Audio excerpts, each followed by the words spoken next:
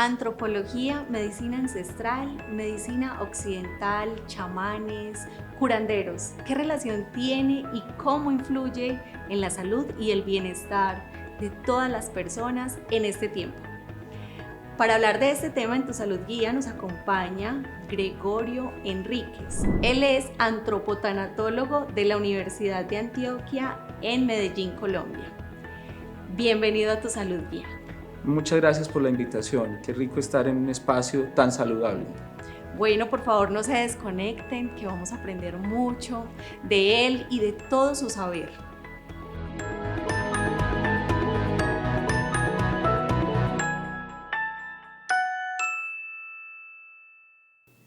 Para Tu Salud Guía es muy importante saber de los procesos necesarios por los que transitamos para tener salud y bienestar. Pero esto ha sido diferente a través de la historia y en cada cultura también es diferente. Para eso entonces nos acompaña Gregorio y vamos a hablar sobre todos estos temas tan interesantes. Vamos a iniciar contándole a las personas que nos ven cuál es esa relación que existe o cómo influye la antropología en la salud y el bienestar de las personas hoy. Bueno, la antropología estudia al ser humano y su cultura en la totalidad, y la cultura implica justamente esas relaciones con el entorno, los conceptos de cuerpo, los conceptos mentales en general, y obvio que todo eso va a derivar en cuál es la concepción que tiene la gente acerca de lo que es estar saludable. El concepto de enfermedad, de salud, es también un concepto cultural, es una construcción mental. Muchos teóricos occidentales como Michel Foucault trabajaron acerca de las construcciones mentales. Entonces, el tema de salud no funciona igual para un emberá que para un guajiro o para alguien de la Amazonía, dependiendo de qué hay en el contexto.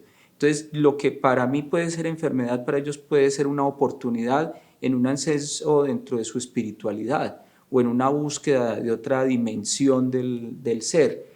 Un chamán pasa por un proceso de enfermedad como una selección para él. Él no se levanta un día y dice, yo quiero ser un chamán. No, pasa por unos sueños o pasa por una fiebre o pasa por una prueba.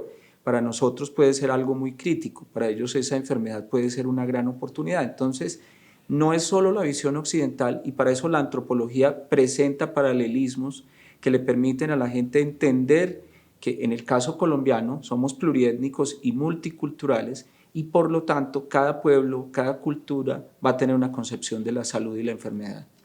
Bueno, y tenemos entonces, digamos, muchos profesionales en la medicina occidental que aceptan, digamos, esa integración o ese trabajo multidisciplinario con la medicina ancestral. Sin embargo, sigue habiendo de pronto por ahí un abismo que todavía no ha terminado de cerrar esa brecha. ¿Cómo ves esto actualmente aquí en Colombia? Afortunadamente se han hecho como unos diálogos, se han realizado diálogos, se han tendido puentes. La antropología desde la medicina ha aportado muchas visiones para que tanto los médicos occidentales como los médicos tradicionales puedan establecer esos puntos de encuentro.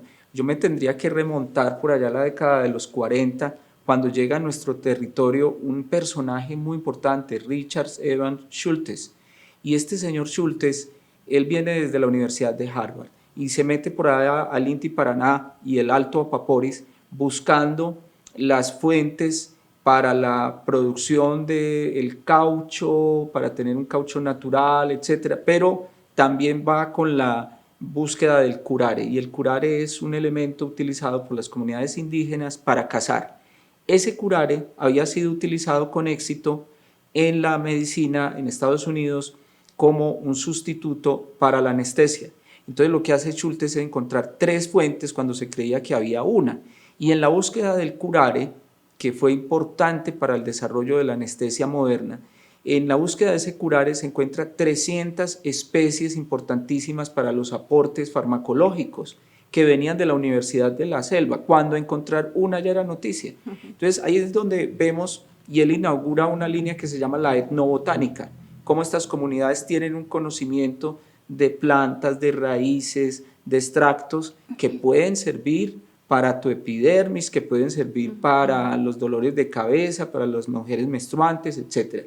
Si yo me voy a la cultura occidental nuestra, nuestras abuelas eran unas chamanas, porque en todas las casas de la sociedad antioqueña había un solar y en ese solar estaba el rincón de las plantas medicinales. Sí. Esto para el orzuelo, esto para el dolor de muelas, esto para los cólicos. Ellas sabían cómo curar, sabían de las propiedades de la penca sábila, sabían del tema del ajo. Entonces lo que hacemos nosotros es tender puentes para que haya unos diálogos con las comunidades que ya se están haciendo. Ya en ciertas zonas del Baupés tenemos a los taitas trabajando con las IPS para que la gente diga, bueno, si está el taita ahí, podemos confiar en estos métodos de trabajo y de la mano poder beneficiar a la gente en los procesos de salud. Bueno, esto es bien interesante además porque actualmente vemos que todo esto está cambiando también. La cultura ha ido variando y creo que estamos retomando un poquito eso que nos contabas, de considerar más a la persona, al ser íntegra y con todas estas herramientas que tenemos que son precisamente las plantas medicinales y sin dejar a un lado la medicina tradicional, que pienso que debería ser una integración y eso es lo que precisamente se busca, ¿cierto? Que haya un complemento entre las dos. Claro, que no sea una medicina tan invasiva, que sea una medicina que pueda trabajar también con el alma y que trabaje desde la conexión con el corazón. A mí me gustaba mucho cuando el médico se conectaba con el paciente y entonces el médico, en vez de usar un estetoscopio, lo que hacía era poner su oído en la espalda. Ahí había calor humano, ahí había una cercanía. Se hablaba de esos médicos de familia que antes de atenderte te preguntaban cómo está la mamá y qué hubo del papá y entonces tal cosa. Y a lo último, ¿y usted qué tiene? Pero después de haber hecho un trabajo de interiorización en la vida, porque ellos se daban cuenta que muchos de nuestros males podían venir de algo que estaba fallando. Sí, es que tengo a mi mamá enferma, ¿no? Mi papá está de pronto sin trabajo y todo eso podía venir desde ahí y ya sabían cómo intervenir. Entonces nosotros, cuando logramos hacer que el médico occidental se baje un poquitico para que escuche al otro en sus necesidades, cuando logramos que ese médico entienda que podemos tomar unos sustitutos que pueden estar en la naturaleza, porque el otro medicamento farmacológico puede ser muy costoso para la gente, podemos contribuir a que la gente esté tranquila. Hay un experimento que yo siempre le planteo a mis alumnos y es la eterna pelea. Cuando el bebé nace, le amarran una manillita para el mal de ojo. Todos sabemos y decimos, no, pues mal de ojo, pues no.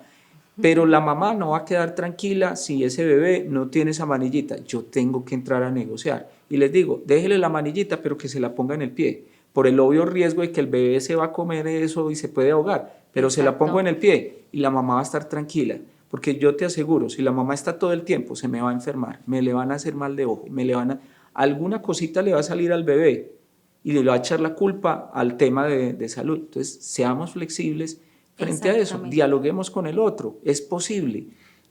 Vencer egos es muy difícil, vencer egos es complejo, pero tú empiezas a vencer egos cuando te das cuenta, por ejemplo, que nuestras sociedades ancestrales, antes de la llegada de los españoles, ya estaban haciendo obras de ingeniería y que tenían unos cálculos matemáticos muy elaborados y que tenían un conocimiento de la medicina muy elaborada. En San Agustín, ahí en el Huila, que todo colombiano debería ir a San Agustín al menos una vez en su vida. Allá hay un sitio ceremonial y terapéutico. Cuando nosotros usamos la palabra spa, queremos decir salud por el agua, y eso lo trajeron los romanos. Pero entonces la cultura agustiniana ya lo sabía y tenían las fuentes, conocida como la fuente del lavapatas, en un afluente y son unas piedras talladas hermosas. Ahí hacían los partos, ahí llevaban las mujeres para que tuvieran su parto en el agua. ¿Qué entendían ellos ahí? Que ahí podían disminuir esos elementos traumáticos del parto para que fuera una mujer que tuviera a su bebé de una forma tranquila y feliz. Eso nos lo están enseñando y esa cultura desapareció mucho antes de que llegaran los españoles. Entonces eso ni extraterrestres ni cosas sobrenaturales, es un sentido común que parte de una inteligencia emocional a lo que tenemos también que volver hoy en día. Sí, precisamente es a lo que se está apuntando y llegando en este momento. Hablemos un poquito de ese programa donde usted es docente y de esa integración también con todo lo ancestral y todas las comunidades indígenas aquí en Colombia. Es muy bonito porque es un curso que se llama Médicos, Curanderos y Chamanes. Y cuando uno ve ese título, se imagina y dice uno que con qué irán a salir y eso qué horror, y es que van a dejar esos son farsantes y esos son culebreros. No, resulta que estamos hablando de que el curanderismo es una tradición y es una tradición que puede iniciar con el hombre de Neandertal hace 35.000 años, porque el registro fósil nos ha entregado la muestra de que ya curaban a sus heridos, que hay huesos sanados, que hay cuidado de los ancianos. Entonces ese es el curanderismo, que no tendría nada que ver con elementos mágicos. El chamán utiliza una puesta en escena que es una especie de psicodrama, como lo han analizado teóricos como Mircea Eliade y otros, y ese psicodrama sirve para que el paciente entre en una especie de trance o en una especie, digamos, de sintonía. Igual, cuando el paciente llega a un consultorio y digamos que se encuentra que un médico en bermudas, en chanclas y camiseta y gorra no le va a Esa creer. percepción Sí, es no le va a diferente, creer. sí. Si ya lo encuentra con toda su institucionalidad, ¿qué va a pasar? Va a decir, sí, este es, vea qué tan profesional. Incluso la gente tiene unas prácticas muy particulares. Se niegan a ser atendidos por médicos o doctoras muy Muy jóvenes, jóvenes, porque dicen, no, ¿qué sí. experiencia va a tener? Y esos muchachitos pueden Sí. tener muchísima experiencia. Pero entonces Pero está el tema de la esto, tradición. pero esto obviamente es de acuerdo al contexto, porque Claro, pues esto en un ambiente clínico, en la medicina occidental, pero y de acuerdo a la cultura, ¿cierto? No va a tener tampoco entonces la misma aceptación o credibilidad por parte de uno de estas personas que hacen, que son grupos indígenas o que tienen otras creencias. mira, poco a poco se ha dado también el paso de doble vía, de que el médico occidental dialogue con el médico tradicional y que la gente acepte al médico tradicional en campo. En La Guajira se han hecho experimentos muy interesantes donde el médico tradicional evalúa y dice, esto no es una enfermedad que yo deba tratar, se la pasa al médico arijuna o al médico tradicional. Y lo mismo, si el médico tradicional encuentra que es una enfermedad del alma, se la pasa al médico tradicional, ¿cierto? O sea, hacemos el intercambio. Yo le paso a usted ciertas enfermedades, usted me pasa enfermedades como un especialista le hace al otro. Dentro de las comunidades como en la Guayú, tenemos el Otsu, que es un médico tradicional, pero que además vienen con especialidades. Entonces hay uno que trata problemas de la visión, hay otro que trata problemas de las mujeres en gestación, el de los huesos, etcétera, pero han logrado establecer puntos de conexión para que haya esa credibilidad, que las comunidades accedan a vacunarse, eso es importante, que las comunidades entiendan que hay unas enfermedades que nosotros los occidentales les hemos llevado. Por eso las comunidades del Chiribiquete ahí están en aislamiento voluntario y donde uno de nosotros medio estornude en la comunidad, la acabamos, porque no tienen unas defensas Sí. para lo que nosotros tenemos. El COVID nos enseñó qué tan vulnerables somos y eso que las comunidades nos venían diciendo hace tanto rato, bájele al acelere, descanse, aliméntese bien, respete el medio ambiente. Tuvo que llegar una pandemia para que medianamente el mundo entendiera y creo que no entendimos porque seguimos con el mismo El ritmo y mismo más ritmo. desaforado. Sí. Entonces, ahí tenemos que conectarnos con la tierra porque estamos habitando, esta es nuestra única casa. El Papa Francisco lo plantea muy bien en su encíclica cuando habla del cuidado de la casa en común. Es la única maloca que tenemos, si hablamos en términos amazónicos, o es la única enramada que tenemos si hablo de mi comunidad guayú, ¿cierto? Es esa conexión, es un despertar diferente y en ese curso hablamos de médicos curanderos y chamanes, hablamos de lo que el chamanismo tiene para mostrarnos, no en una cuestión sobrenatural, sino en algo que es el sentido común y el respeto por la tierra. Bueno, es súper valioso y yo por mi parte comprendo bien y sé que han habido adelantos significativos en la aceptación de todo esto y en promoverlo para que estemos bien, para que tengamos un buen estado de salud, de bienestar, porque todas estas herramientas o todas estas disciplinas permiten que nos sintamos bien. Es válido que cada persona quiera hacer esa elección también de cómo ser tratado, digamos, si es que ya hay puntualmente una enfermedad o sencillamente para un seguimiento y tener una buena salud, ¿cierto? Cada persona hará o tomará esa decisión, pero es importante resaltar que ya ese trabajo multidisciplinario se está dando y que es muy valioso. Claro, es que el paciente tiene derechos, el paciente tiene derecho a ensayar con qué se va a sentir mejor, porque parte de la cura, un 70-80% de la cura viene de una disposición mental. Puede tener el mejor médico, el médico más costoso, pero si no hay una disposición, ese tratamiento no va a ser efectivo. Y puede ser el químico, la mejor medicación, etcétera, pero si ese paciente ya tiró la toalla, no va a funcionar. En cambio, si ese paciente tiene deseos de vivir. Si se empodera, sí, de hecho, exacto, del proceso, no del tratamiento, sí, de ese proceso de estar bien. Lo que vamos a tener es un proceso exitoso, porque, pues, mira, mucho se ha hablado de cuencos tibetanos, mucho se ha hablado de tambores chamánicos, y hoy, cuando hablamos de temas como la física cuántica, nos dicen, no, es que hay unas vibraciones. Cuando uno dice, pero es que esta gente ya estaba hablando de unas vibraciones hace mucho rato, porque el paciente no puede tomar esa opción y decir, yo quiero esto, sin que sea estigmatizado, ni juzgado, ni que sea sí, juzgado, ni que sea tratado como ignorante, porque pues, es que aquí lo que tenemos finalmente es un gran deseo de bienestar. Cuando una persona se enferma, es deportado del mundo de los años, casi que como le ponen sus maletas y se las pasan para el otro lado y la gente cambia el comportamiento y la gente prácticamente lo manda y lo saca, venga, siéntese aquí, pobrecito. Ese pobrecito va entrando mentalmente a trabajar. Dentro de los tratamientos que se hacen, antes el chamanismo busca exaltar a la persona, levantarla. Por eso dice, bueno, vamos a trabajar con un tótem. Y cuando hablamos del tótem, vamos y encontramos que Jung hablaba de los arquetipos. Entonces no estamos tan desdibujados aquí. Lo que estamos haciendo es un trabajo casi que desde la psicología, desde la psiquiatría, para penetrar en lo más profundo de ese ser, y a veces ahí nos encontramos el origen de una enfermedad, porque la persona dice, tengo un dolor en la espalda, tengo un dolor acá. Si hay un dolor y una inflamación acá, puede haber otras derivaciones también en unas afecciones, las migrañas, etcétera, etcétera. Y resulta que eso viene de una maleta invisible a la que le has estado echando problemas y cosas y terminas así, pero no sabes por qué.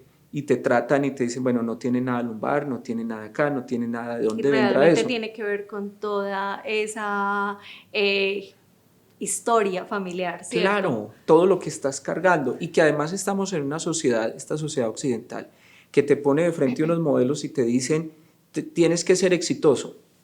Y exitoso como te lo está mostrando el video de reggaetón, y exitoso como te lo está mostrando la superestrella. Es un carro costoso, es tirando dólares así tal cosa, o sea, es un modelo de vida que muy pocos van a alcanzar si van a trabajar honestamente, ¿cierto? Entonces, como no lo van a alcanzar, se van a frustrar. Y esa frustración... llega la depresión, exacto, y llegan todas esas enfermedades en cambio, mentales tan y todos críticas. esos Hoy problemas Medellín críticos. tiene una crisis en salud mental, ya manifiesta la última encuesta de Medellín, cómo vamos, nos habla de una crisis, ya eso es salud pública, como tal, un problema de salud pública, pero si hubiéramos escuchado antes, un hombre exitoso era el que sacaba adelante su familia, eso ya era suficiente para decir, yo soy exitoso, sí, mis hijos estudiaron, levanté un hogar, la madre o la mujer que se empoderó a través de una carrera y dijo, bueno, estudié Derecho, hice esto, hice aquello, o que está haciendo artesanías, que está sacando adelante un proyecto, eso es ser exitoso. No tienes que salir en las portadas de todas las revistas, no tienes que ser el top 10 en las búsquedas en internet. Eres exitoso cuando tus vecinos te reconocen como una persona decente. Eres exitoso cuando en tu trabajo la gente quiere estar al lado tuyo y no que se esconde, como decía Oscar Wilde. Hay gente que nos alegra la vida cuando llegan y otros que nos alegran cuando se van. Cuando somos de la primera parte, esos que alegran cuando se van, podemos decir que somos exitosos. Entonces, sí, estamos en un clima que nos enferma. Exactamente, desafortunadamente por todo lo que vemos en los medios y vivimos culturalmente o en sociedad, entramos como en toda esta polémica. ¿Cómo la medicina ancestral o el chamanismo, cómo ayuda y aporta al beneficio de la salud mental? Hay unos temas que ha tocado el chamanismo no es uno solo, tenemos un chamanismo norteamericano que maneja mucho el tema de los tambores y el tema del calor, tenemos el chamanismo mexicano y en Colombia tenemos varias derivaciones de ese chamanismo, pero en términos generales el chamanismo aporta en el tema de la paz interior, de la tranquilidad interior, de cómo te empoderas también a partir de reconocer tus límites y a partir de reconocerte parte de la misma naturaleza. O sea, tú eres parte de un ecosistema, tú no eres el dueño de un ecosistema, eres parte de un ecosistema. Lo que daña ese ecosistema también te daña y debes manejar unos equilibrios con los que te están rodeando para efectivamente estar en paz. Entonces el chamanismo te dice hay que estar en paz. Llega la enfermedad, abraza tu enfermedad y entiende tu enfermedad. No luches, entiende tu enfermedad, porque cuando tú luchas sufres. También te enseña a que tienes que soltar. Los apegos te enferman, porque cuando tú estás con el mi, pero cuando entiendes que nada es tuyo, empiezas a vivir realmente, ¿cierto? Entonces en el chamanismo te van mostrando y te va abriendo ese camino para encontrarte, como decía San Francisco de Asís, con el hermano lobo, con la hermana naturaleza, el hermano sol, la hermana luna, y es algo que te abre el camino a decir, no está lejos de elementos del cristianismo, no está lejos de elementos del budismo, no es idolatría, no es No ateísmo. está uno en contra del otro, No, para nada. es el dejar fluir, es disfrutar esos momentos. La palabra presente es muy bella, porque hablamos mucho del ayer y nos preocupamos mucho por el futuro, por el mañana. Presente es un regalo y por eso llamamos presentes a donde nos invitan. Vaya a llevar un presente a esta fiesta. Es que es este regalo. Que es dura, que soy, que dura este esto momento. además, dura esto además, porque ahorita que iniciábamos la conversación, eso ya hace parte del pasado. No sabemos cómo va a seguir en el futuro la conversación. Entonces es el hoy con el quién estás que debes atesorar y guardarlo acá, ¿cierto? Eso, exactamente, y valorar ese momento presente, vivir Correcto. el aquí y el ahora. Creo que ha sido una frase que tal vez se vuelve trivial, pero realmente es muy importante. Los griegos y los clásicos en la filosofía tienen una frase, carpe diem, vive el momento, aprovecha ese momento, no de una forma irresponsable de vivir, sino saber que todo tiene unas consecuencias, que todo está interrelacionado, lo que haga o lo que deje de hacer, pero yo sé que tengo que atesorar y tengo que disfrutar este regalo que se me ha dado hoy. Pasamos mucho tiempo de la vida quejándonos, pasamos sufriendo gobiernos corruptos, yo no sé qué corrupto, esto es yo no sé qué, ¿qué hago yo para cambiar eso? ¿Cómo me involucro para cambiar eso, cierto? No me gusta el lugar donde vivo, puedo pintarlo, puedo cambiarle colores, puedo ponerle, sí, o puedo irme también. Entonces es entender que la cultura... La alternativa no es quejarse, es cambiar esa forma de ver las cosas. La cultura cambia, la cultura es flexible, yo no me puedo quedar con el ayer y decir es que le funcionó a mis ancestros, me tiene que funcionar a mí.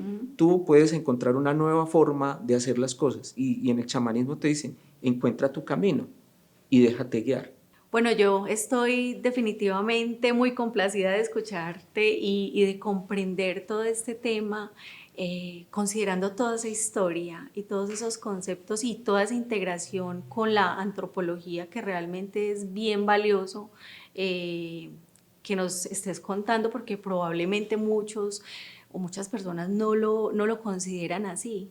Muchas gracias por estar aquí y por contarnos todo esto. No, muchas gracias por la invitación. Sí, sé que también trabajas articuladamente con unos talleres de diálogo multicultural en la ciudad y que de hecho aportan también a esos procesos de duelo que viven las personas. Sí, mira, entender que el duelo es algo que se puede vivir culturalmente en la cotidianidad. No solo son los duelos por pérdida física, que son los que más duelen, puede ser el duelo por cambio en tu vida, una jubilación. Entonces a nuestros jubilados, a nuestros pensionados, pocas veces se les hace un acompañamiento para que se integren a su nueva vida. Puede ser en el duelo del desplazado, y ese desplazado tener que cambiar su paisaje, cambiar todo lo que él tenía para venir a una ciudad con ruido o una ciudad llena de edificios. Tienes que hacer un duelo frente a eso. También está un duelo, personas que han tenido unas complicaciones y tuvieron que perder alguna extremidad, tienen que hacer un duelo para entenderse en su nueva condición, pero también ese duelo te ayuda a levantarte para que continúes adelante con tu nueva condición, con tu nuevo estatus. Los duelos por la pareja, que esa parte es muy crítica porque a la gente somos una sociedad depresiva. A mí me da mucho miedo porque tenemos una música de despecho que lo que hace es como meter el dedo en la llaga y echarle sal a la herida, y entonces ya vienes con un problema y te pones a oír eso y te pones fuera de eso a beber. Eso no ayuda para nada absolutamente, porque es que eso lo que hace es hundirte y hundirte y hundirte. Tú debes buscar eso que te ayude a subir y a superar. Entonces uno escucha a la gente que dice, allá va mi ex, y en el duelo tenemos que empezar Con a dolor. decir, allá va fulano o fulana. Cuando yo digo mi ex, todavía me estoy apropiando de él, y resulta que son 8 años donde todavía es su ex. O sea, todavía estamos agarrados ahí. Entonces, estos talleres multiculturales del duelo se dan o se hacen para que la gente vea cómo explora el duelo unas culturas y cómo se cierran los ciclos. Nosotros tenemos que cerrar ciclos. Nosotros somos esa rueda de la vida, ¿no? Donde está la niñez, la juventud, la edad adulta, la vejez. Y llegar a la vejez es prepararse para un tema de un duelo también, porque ya no somos los mismos. Vamos pasando estos ciclos y cuando llegamos acá, ¿qué llega de nosotros? ¿Cómo vamos a llegar ahí? ¿Cómo vamos a estar preparados? Entonces la gente siente que es una carga, que ya no quieren estar con ellos, que es que yo ya soy viejo y que entonces como viejo yo no puedo hacer nada. Hay unos ejemplos de vida dentro de las comunidades ancestrales maravillosos, de que no importa la edad que tengas, puedes aportar a la comunidad y debes aportar también a la comunidad. Entonces de eso tratan estos talleres. Excelente taller, y sin olvidar el duelo, por ejemplo, por las mascotas, que Uy, hoy en día eso es tremendo, es bien porque importante. que la mascotica llega al corazón. La mascotica, sin ponerlos pues en el mismo estatus del humano, tenemos que entender que la mascota entra a acompañar afectivamente. Por eso hoy se habla de tantos lugares donde permiten el ingreso de estas mascotas de apoyo emocional, que ayudan a superar procesos críticos, procesos difíciles. Cuando falta un peludito de estos, o un menino, se vuelve un problema porque sí, son los compañeros inseparables. Además, tú puedes discutir con tu mascota y pelear con la mascota y al rato está ahí. Así Eso es es. muy diferente a los humanos. Así es. Bueno, quiero resaltar una frase que tanto le gusta a Gregorio, y es: la mente es como un paracaídas, solo funciona cuando se abre. Y quiero entonces que, para terminar ya en este momento, con esta frase invitemos a las personas que nos ven basado como en esta premisa. Estamos pasando un momento muy interesante en la historia de la relación con las comunidades.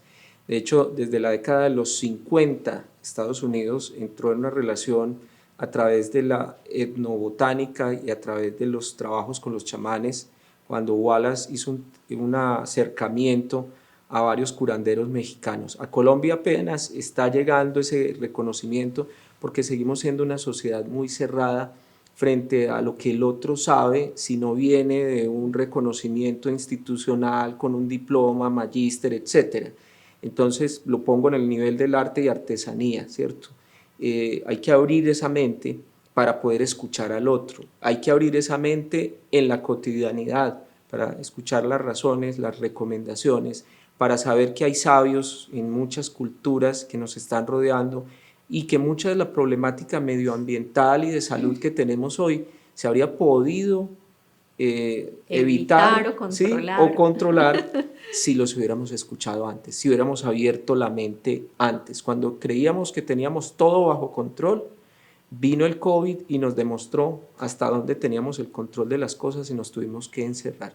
Si hubiéramos abierto esa mente unas décadas atrás, no se habría presentado eso con toda seguridad. Bueno, y abrir la mente nos permite obviamente aportar más al mejoramiento de la salud y del bienestar de todas las personas de una forma integral. Poder nosotros, los profesionales del área de la salud, yo soy odontóloga y pues obviamente siempre estoy en función de eso, de capacitarme y comprender desde las otras profesiones, desde las otras disciplinas, áreas, culturas, todo ese saber y todo ese conocimiento para que podamos atender o acompañar a nuestros pacientes, que realmente son otra persona, otro ser, con toda esa integralidad que se merece. Otro universo. Así definitivamente. Bueno, muchas gracias nuevamente por estar en Tu A Salud ustedes, Guía. muchas gracias. Te invito a ver la descripción de este video. Ahí encontrarás todos los datos de contacto de Gregorio Enríquez para que aprendan mucho más de él. También invitarlos a que se suscriban al canal, no se desconecten, activen la campanita de notificaciones para que estén atentos a nuestros nuevos contenidos y sigan aprendiendo mucho sobre salud y bienestar. ¿Quieres ver más? Suscríbete a nuestro canal para ver todos los videos y síguenos en redes sociales. Cada experto de Tu Salud Guía entrega una parte de sus conocimientos para ayudarte a encontrar soluciones. Comparte este video en tus redes para que pueda llegar a aquellos que lo necesitan. Ellos te lo agradecerán. Antes de que te vayas, ¿ya conoces Aula Guía? Es nuestro espacio de cursos que será útil para tu desarrollo personal, tu salud y tu bienestar. Te aseguro que son de gran ayuda para lograr un mejor estilo de vida. Recuerda, Tu Salud Guía para estar bien.